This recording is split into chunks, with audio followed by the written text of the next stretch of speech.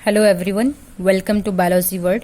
मैं हूं Babli Chauhan and today we will start from the second part of female reproductive system that is fallopian tube, और इसको oviduct भी बोलते हैं। लास्ट जो लेक्चर हमने किया था उसमें हमने ओवरीज स्टडी की थी, स्ट्रक्चर पढ़ा था, and today we will start from the second part. So let's start. A fallopian tube is about 10 to 12 centimetre long muscular tube. ठीक है, ये भी कई बार पूछते हैं कि फैलोपियन ट्यूब की लेंथ कितनी होती है, तो ये कितना होता है 10 to 12 सेंटीमीटर लॉन्ग होती है। It convey the egg from the ovary to the uterus and also provide the appropriate environment for its fertilisation. ठीक है, ये क्या बोल रहे हैं कि ये क्या करता है, फैलोपियन ट्यूब का काम क्या है, एक तो यहाँ पे फर्टिलाइजेशन होती है। ठीक है, जो एम्प्यूला पोर्शन है फैलोपियन ट्यूब का, उसमें क्या होता है, फर्टिलाइजेशन होती है, प्लस ये क्या करता है, एग को ट्रांसफर करता है, कहाँ से, ओवरी से कहाँ तक लेके जाएगा, यूट्रस तक लेके जाएगा। ठीक है, जब फर्टिलाइजेशन होगा तो उसके बाद जो चेंजेस आएंगे वो फैलोपियन ट्यूब में ही आएंगे, और फिर उसके बाद जो क्या होगा, इम्प्लांटेशन होगी वो यूट्रस में होगी, पर ये किसके थ्रू जो ट्रांसफर होगा, ये होगा फैलोपियन ट्यूब के थ्रू। तो क्या बोल रहा है कि it convey the egg from the ovary to the uterus and also provide the appropriate environment for its fertilisation. ठीक है, ओवम के फर्टिलाइजेशन के लिए क्या करता है, ये प्रॉपर एनवायरमेंट प्रोवाइड करवाता है। It is supported by a double fold of peritoneum called mesopenix. ठीक है, मीजोसल्पेनिक्स। ये क्या बोला कि इसके बाहर क्या होता है, लेयर प्रेजेंट होती है, डबल फोल्ड पेरिटोनियम प्रेजेंट होता है, जिसको हम क्या बोलते हैं, मतलब इसके थ्रू ये क्या होता है, सपोर्टेड होती है फैलोपियन ट्यूब, जिसको हम मीजोसल्पेनिक्स बोलते हैं। इसके 4 रीजन हैं किसके, फैलोपियन ट्यूब के। It has 4 parts. सबसे पहला जो है दैट इज इनफंडिबुलम। जो इनफंडिबुलम है, it is a broad funnel shaped proximal part, जो सबसे पहला पार्ट है। ठीक है, कौन से वाला पार्ट, लेट्स सी, पहले इसको पार्ट्स ही आपको दिखाते हैं। This is female reproductive system. ठीक है, ये आगे आपकी यहाँ पे क्या, दीज आर द ओवरीज। ठीक है, ये ओवरी है जो येलो कलर की दिखाई दे रही है। ये क्या आ गया, ये जो पोर्शन है, ये वाला जो इतना इतना पोर्शन है, दिस इज इनफंडिबुलम। ठीक है, this one is ampulla portion. ठीक है, ये आ गया आपका इस्थमस। ठीक है, आगे फिर यूट्राइन, यूटरस आ जाएगा, इसकी वॉल्स आ जाएंगी। अब ये क्या बोल रहे कि सबसे पहले जो प्रॉक्सिमल पार्ट है वो इनफंडिबुलम है। ठीक है, इसमें क्या फिंगर लाइक स्ट्रक्चर प्रेजेंट है, जिसको हमने क्या बोल दिया है, फिमरे बोल दिया है। ठीक है, ये ओवेरियन लिगामेंट्स आ गए यहाँ पे। ये फिमरे क्या करते हैं, इसमें सीलिया प्रेजेंट होते हैं यहाँ पे, जो क्या करते हैं, जब यहाँ पे ओवम आएगा, यहाँ से ओवरी से रिलीज होगा, तो आगे क्या करेंगे, उसको पुश करेंगे। ठीक है, आगे नेक्स्ट पार्ट की तरफ पुश करेंगे। तो इसको हम ढंग से पढ़ लेते हैं। ये क्या बोले, its margin bears motile finger like process called fimbriae. ठीक है, फिमरे मैंने आपको दिखा दी, फिंगर लाइक प्रोजेक्शन जो है उनको फिमरे बोले हैं। It opens into the body cavity by an aperture called ostium. ठीक है, ये क्या बोल रहे कि जो बॉडी कैविटी है फैलोपियन ट्यूब की, ये उसमें ओपन होता है, कौन से पोर्शन के थ्रू होता है, कौन से एपर्चर के थ्रू होता है, ओस्टियम के थ्रू होता है। द फिमरे बियर सीलिया, जो फिमरे है उसके पास क्या प्रेजेंट होगा, सीलिया प्रेजेंट होगा, which beat towards the ostium. ठीक है, to direct the egg into the infundibulum. ठीक है, ये क्या करेगा, जो सीलिया प्रेजेंट है ये ओस्टियम की तरफ बीट करेंगे और एग को आगे पुश करेंगे नेक्स्ट पार्ट की तरफ। ठीक है, दैट इज एम्प्यूला। तो नेक्स्ट पार्ट है वो है ampulla. It is the long wide thin walled tortuous major part of the Fallopian tube next to the infundibulum. ठीक है, यहीं पे इसी पार्ट में क्या होगा, फर्टिलाइजेशन होगी। ठीक है, और ये कैसा है, वाइड पार्ट होता है सबसे, आई थिंक जो उसका फैलोपियन ट्यूब का वाइडेस्ट पार्ट है वो एम्प्यूला ही होता है, जहां पे क्या होता है, फर्टिलाइजेशन होती है। फिर नेक्स्ट आता है isthmus. It is the very short and narrow thick walled straight part that follow the ampulla. ठीक है, एम्प्यूला के बाद क्या आ जाएगा, इस्थमस आ जाएगा। ये ट्यूब लाइक स्ट्रक्चर है ये भी, जिसके थ्रू आगे क्या होगा, एम्प्यूला में जब फर्टिलाइजेशन हो जाएगा, जाइगोट बनेगा, फिर उसमें जो चेंजेस आएंगे फिर आगे इसके थ्रू ट्रांसफर हो जाएगा। नेक्स्ट आता है uterine part. It is also narrow and passes through the uterine wall and communicates with the uterine cavity. ठीक है, ये क्या करेगा, मतलब ये फैलोपियन ट्यूब और यूट्राइन कैविटी जो है उसके बीच का पार्ट है, जो किसको कनेक्ट करेगा, यूट्राइन कैविटी को, किससे, जो इस्थमस है या फिर जो फैलोपियन ट्यूब है उसके साथ। नेक्स्ट जो थर्ड पार्ट है that is uterus. The uterus, जिसको हम वूम भी बोलते हैं, a large pyriform highly elastic median sac specialised for the development of the embryo. ठीक है, यहीं पे क्या होगा, यूट्रस पे ही में ही क्या होगा, एम्ब्रियो का डेवलपमेंट होगा। ठीक है, जो फर्टिलाइजेशन हुआ हो गया कहाँ पे, फैलोपियन ट्यूब में हो गया। उसके बाद ये क्या होगा, कुछ स्टेजेस आएंगी, जाइगोट में डेवलप होगा, उसके बाद वो इम्प्लांट होगा यूट्रस में, फिर उसका डेवलपमेंट होगा यहाँ पे, कहाँ पे, यूट्रस में। ठीक है, it is located between the urinary bladder and the rectum. ठीक है, किसके बीच में प्रेजेंट है uterus, urinary bladder and rectum के बीच में प्रेजेंट है। ठीक है, it is attach to the body wall by a double fold of peritoneum, the mesometrium. ठीक है, that is broad ligament. It shows 4 region. Uterus के क्या है, 4 रीजन प्रेजेंट है, ये आपने याद रखने हैं। सबसे ऊपर वाला जो पार्ट है डोम शेप का होता है, इसको फंडस बोलते हैं, जहां पे फेलोपियन ट्यूब क्या एंड होती है। ठीक है, मतलब जहां से क्या होगा, फेलोपियन ट्यूब एंड होगी और यूट्रस से शुरू होगा, उस पार्ट को हमने बोल दिया क्या, फंडस। नेक्स्ट जो पार्ट है cornua, the upper corners where the oviducts enters the uterus. ठीक है, इस पार्ट में क्या होगा, ओविडक्ट कहां एंटर करेगी, यूट्रस में। मिडल लार्ज बॉडी और corpus which is the main part. ठीक है, मिडल वाला पार्ट क्या गया, बॉडी, जहां पे होगा क्या, development of what, development of embryo. ठीक है, इसको कॉर्पस भी बोलते हैं, और body. Lower narrow cervix that projects into the vagina, और जो सबसे लोअर वाला पार्ट है वो है सर्विक्स, जो वेजाइना में कंप्लीट होता है, मतलब एंटर, यहां से फिर क्या होगा, आगे वेजाइना शुरू हो जाएगा। नेक्स्ट पार्ट, सॉरी, अब ये क्या हो गए, 4 पार्ट हो गए। किसके, सबसे ऊपर वाला पार्ट है फंडस, नेक्स्ट आता है कॉर्नुआ, थर्ड पार्ट आ जाएगा बॉडी या कॉर्पस भी बोलते हैं, एंड फोर्थ पार्ट आ जाएगा सर्विक्स। फिर आता है एंटीफ्लेक्शन। क्या होता है, ये जो नॉर्मल पोजीशन होती है यूट्रस की, उसको हम बोलते हैं एंटीफ्लेक्शन। ये एक ऐसी टर्म है, कई बार अगर एक नंबर में पूछ ले तो लिख लेना इसको। The line demarcating the body and the cervix is called the isthmus. ठीक है, बॉडी जो बॉडी जो 2 पार्ट है, इसके लोअर पार्ट है, ठीक है, एक मिडल पार्ट है जो, और सबसे जो लोअर पार्ट है यूट्रस का, वो जो क्या कर रहा है, मार्क कर रहा है कि यहाँ पे क्या हो रहा है, बॉडी पोर्शन जो है यूट्रस का वो फिनिश हो रहा है और वहां से आगे सर्विक्स शुरू हो रहा है, जो वो लाइन मार्क कर रहा है उसको हमने बोलते हैं इस्थमस। ठीक है, the uterus has a thick highly vesicular wall composed of 3 tissues. तो ये क्या बोल रहे हैं कि यूट्रस जो है ये थिक होता है, क्योंकि यहाँ पे डेवलपमेंट होता है एम्ब्रियो का, तो इसमें क्या होता है, 3 लेयर्स प्रेजेंट होती है। जो सबसे बाहर वाली लेयर है उसको हम बोलते हैं पेरीमीट्रियम, और जो मिडल वाली लेयर है स्मूथ होती है ये, इसको बोलते हैं मायोमीट्रियम, और जो अंदर इनर म्यूकस मेम्ब्रेन होती है इसको हम बोलते हैं endometrium. Myometrium is involve in uterine movement. जो मिडल वाली लेयर है मायोमीट्रियम, ठीक है, ये किसमें हेल्प करती है, यूट्राइन मूवमेंट में हेल्प करती है। और जो एंडोमीट्रियम है, यहाँ पे क्या होता है, साइक्लिक चेंज होते हैं, जो मेंस्ट्रुअल साइकिल है, ठीक है, जो मंथली चेंजेस होते हैं वो कहाँ पे होंगे, वो एंडोमीट्रियम में होंगे, जो सबसे इनर मोस्ट लेयर है। The endometrium consist of a simple columnar epithelium of ciliated and non ciliated cells. It undergoes cyclic changes during different phases of menstrual cycle. तो ये हो गया third part, that is uterus. Next आता है vagina. The vagina is a large median elastic muscular tube about 7.5 centimetre long. ये tube like structure है vagina. ठीक है, नेक्स्ट पार्ट है that is external genitalia. This is a depression, the vestibule in front of the anus. It is flanked by 2 pairs of fleshy folds of skin. ठीक है, इसके ऊपर 2 fold होते हैं स्किन के। द इनर स्मॉल थिन, जो small inner जो है उसको बोलते हैं लेबिया माइनोरा, और जो आउटर लार्ज हेयर कवर्ड उसको बोलते हैं लेबिया मेजोरा। तो यहाँ पे जो है वो कवर हो, सारे पार्ट कंप्लीट हो गए हैं फीमेल रिप्रोडक्टिव सिस्टम के, ये कवर हो गए हैं, कंप्लीट हो गए हैं। नेक्स्ट आता है इसमें ग्लैंड। एक ग्लैंड प्रेजेंट होता है फीमेल रिप्रोडक्टिव सिस्टम में, दैट इज वेस्टिब्यूलर और बार्थोलिन्स ग्लैंड भी बोलते हैं इसको। Occurs 1 on each side of the vaginal orifice. ठीक है, ये जो ग्लैंड है ये क्या होती है, प्रेजेंट होती है, दोनों साइड प्रेजेंट होती है वेजाइनल ओरिफाइस के।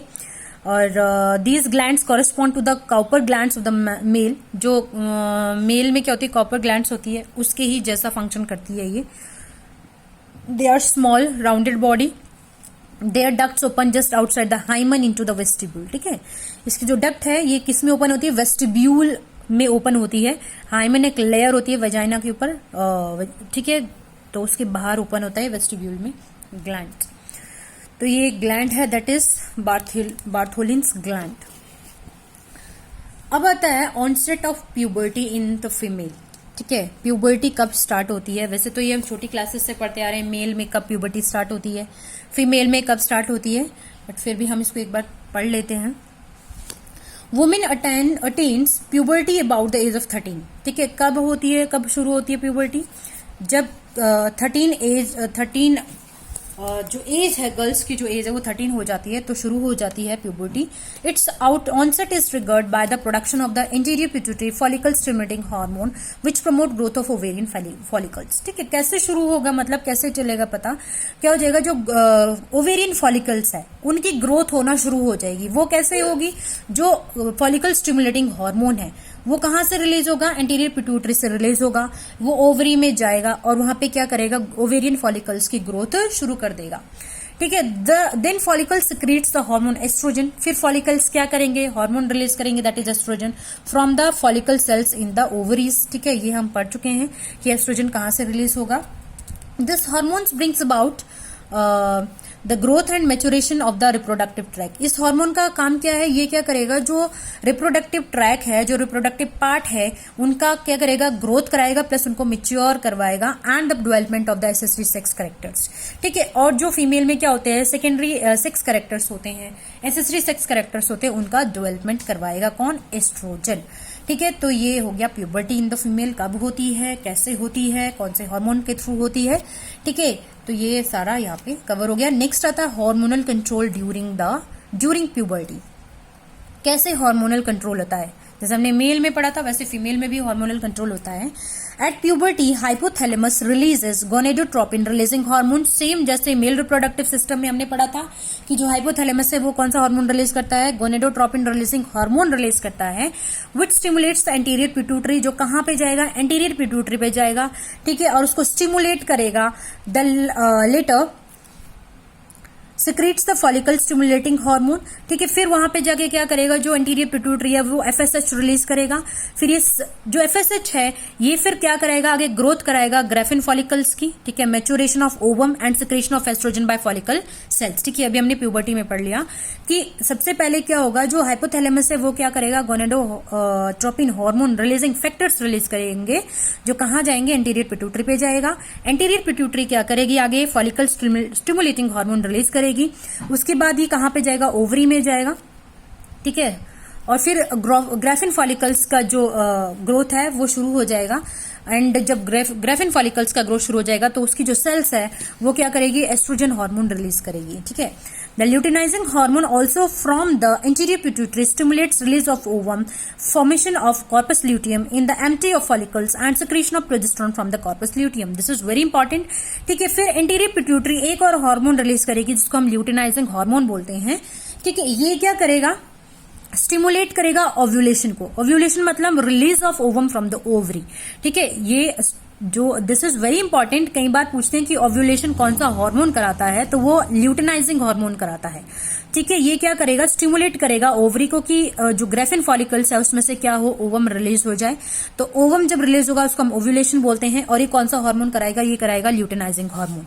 ठीक है, जब क्या हो गया, ओवम रिलीज हो गया तो एम्प्टी जो ग्रेफिन फॉलिकल है उसको हमने कॉर्पस ल्यूटियम बोला, जो क्या करता है, एक और हार्मोन रिलीज करता है जिसको हम बोलते हैं प्रोजेस्टेरोन। ठीक है, अब प्रोजेस्टेरोन क्या करेगा, progesterone suspends ovulation during pregnancy. अगर प्रेगनेंसी है तो तब क्या होगा, ओव्यूलेशन नहीं होगा। ठीक है, ये क्या करेगा, maintain fetal connections with the uterine wall. ठीक है, प्रोजेस्टेरोन हेल्प करेगा, कनेक्शन मेंटेन करेगा यूट्राइन वॉल के बीच में और जो यूट्रस है, फिटस है उसके बीच में। Control development of fetus in the uterus, कौन करेगा, ये करेगा progesterone. Estrogen and progesterone stimulate development of the mammary glands during pregnancy. ठीक है, दोनों हार्मोन क्या करेंगे, मेमोरी ग्लैंड्स की ग्रोथ को, डेवलपमेंट को स्टिमुलेट करेंगे during pregnancy. At the end of the pregnancy, the corpus albicans secretes relaxin, which relaxes the cervix and the ligaments of pelvic girdles for easy birth of the young ones. ठीक है, ये क्या बोल रहे हैं, जब pregnancy हो गई है, एंड ऑफ द प्रेगनेंसी क्या होगा, रिलैक्सिन हार्मोन रिलीज होगा।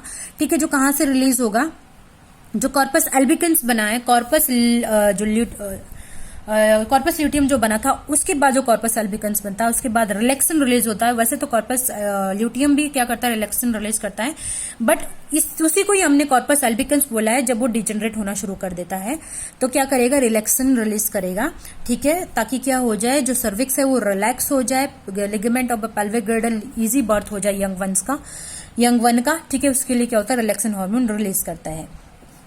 Oestrogen and progesterone also regulate growth, maintenance and function of secondary sex organs in female, ठीक है। दोनों ही हार्मोन क्या करते हैं, रेगुलेट करते हैं ग्रोथ को, ठीक है, और मेंटेन करते हैं फंक्शंस को एंड स्ट्रक्चर को, जो सेकेंडरी सेक्स ऑर्गन है फीमेल का। तो इस तरह से क्या होता है, फीमेल में जो हार्मोन्स है वो रेगुलेट करते हैं जो रिप्रोडक्टिव सिस्टम है उसको। अब ये ग्राफ के थ्रू देख लेते हैं, चार्ट के थ्रू देख लेते हैं। हाइपोथैलेमस है, ठीक है, दिस इज पॉजिटिव फीडबैक, और यहां से क्या होगा, नेगेटिव फीडबैक जाएगा। नेगेटिव मतलब जब वर्क हो गया है, टारगेट ऑर्गन पे हार्मोन पहुंच गया है और उसने अपना काम कर लिया है, तो फिर दोबारा से क्या जाता है, स्टिमुलस जाता है, मैसेज जाएगा हाइपोथैलेमस के पास या फिर एंटीरियर पिट्यूटरी के पास कि अब वो क्या कर दे, सिक्रीशन करना बंद कर दे, तो उसको हम बोलते हैं नेगेटिव फीडबैक। पॉजिटिव फीडबैक जब उसकी रिक्वायरमेंट है, हार्मोन की रिक्वायरमेंट है, और फिर मैसेज जा रहा है कि आप क्या करें, सिक्रीट करें, ठीक है, हार्मोन को, तो उसको हम बोलते हैं positive feedback. This is hypothalamus, ठीक है, anterior pituitary, ovary, estrogen, progesterone and uterus, ठीक है। यहां से क्या हुआ, हाइपोथैलेमस ने रिलीज करा गोनेडोट्रोपिन रिलीजिंग हार्मोन फैक्टर, वो कहाँ जाएगा, एंटीरियर पिट्यूटरी पे जाएगा। फिर एंटीरियर पिट्यूटरी जो है हार्मोन्स रिलीज करेगी, एफएसएच, ल्यूटिनाइजिंग हार्मोन रिलीज करेगी, वो कहाँ जाएंगे, ओवरी पे जाएंगे। फिर यहाँ पे क्या होगा, ग्रेफिन फॉलिकल्स की जो ग्रोथ होगी वो एफएसएच कराएगा। ग्रोथ होने के बाद जब ओवम मैच्योर हो जाएगा तो फिर ल्यूटिनाइजिंग हार्मोन क्या कराएगा, आगे ओव्यूलेशन कराएगा, ठीक है। जो ग्रेफिन फॉलिकल्स है वो क्या करेंगे, एस्ट्रोजन हार्मोन रिलीज करेंगे, और जो कॉर्पस ल्यूटियम है जो आफ्टर ओव्यूलेशन बना वो क्या करेगा, प्रोजेस्टेरोन रिलीज करेगा, ठीक है। अल्टीमेटली जो ये फंक्शन करेंगे किस पे, यूट्रस पे फंक्शन करेंगे। तो जब इनकी रिक्वायरमेंट है तो यहां से मैसेज जाएगा, इनका लेवल कम हो रहा है या ज्यादा हो रहा है, इस पे डिपेंड करता है कि यहां से मैसेज जाएगा या नहीं जाएगा, ठीक है। अगर एस्ट्रोजन का लेवल क्या हो गया, प्रोजेस्टेरोन का लेवल क्या हो गया, कम हो गया, तो यहाँ पे मैसेज जाएगा फिर से कि क्या करें, यहां से गोनेडोट्रोपिन रिलीजिंग हार्मोन रिलीज करे, फिर यहाँ पे आएगा एफएसएच रिलीज होगा, फिर से दोबारा से फॉलिकल जो ग्रेफिन फॉलिकल है उनका ग्रोथ होगा, मैच्योर होगा, फिर ओव्यूलेशन होगा, ठीक है। अगर यहाँ पे क्या है, इसका जो कंटिन्यूअसली प्रोजेस्टेरोन क्या हो रहा है, रिलीज हो रहा है, तो फिर यहाँ पे मैसेज जाएगा कि आप क्या करें, एफएसएच का सिक्रेशन बंद कर दें, ठीक है। तो ये नेगेटिव फीडबैक हो गया और ये पॉजिटिव फीडबैक हो गया। इस तरह से क्या होता है, हार्मोन्स जो है वो, जो रिप्रोडक्टिव सिस्टम है वो रेगुलेट होता है थ्रू दी हार्मोन्स। तो ये यहां पे भी कंप्लीट हो गया व्हाट, रिप्रोडक्टिव सिस्टम।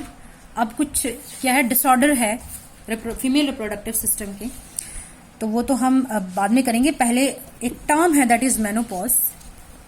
ये क्या होता है, वुमेन में क्या होता है, women stop producing mature egg and cease her menstrual cycle in her late 40s और अर्ली 50s, ठीक है। जब क्या हो रहा है, वुमेन में जो एग है, मतलब एग प्रोडक्शन क्या हो रहा है, बंद हो रहा है या नहीं हो पा रहा है, मेंस्ट्रुअल साइकिल स्टॉप हो गई है, ठीक है। और ये कब होता है, आफ्टर 40s और 50s के बाद होगा, तो उसको हम बोलते हैं मेनोपॉज, ठीक है। इससे क्या होगा, decline in the estrogen level is responsible for menopause. Mainly क्या होता है, एस्ट्रोजन लेवल जब वो कम हो जाता है, ठीक है, जिसकी वजह से क्या होता है, मेनोपॉज कंडीशन शुरू हो जाती है। Female loses ability to reproduce after menopause, ठीक है। जब मेनोपॉज होता है, यानी कि जब मेंस्ट्रुअल साइकिल ही नहीं हो रही है, तो रिप्रोडक्शन भी, तो आगे रिप्रोड्यूस नहीं कर पाएगी फीमेल, ठीक है। तो ये हो गया यहाँ पे मेनोपॉज। अब जो डिसऑर्डर्स है वो हम नेक्स्ट लेक्चर में करेंगे।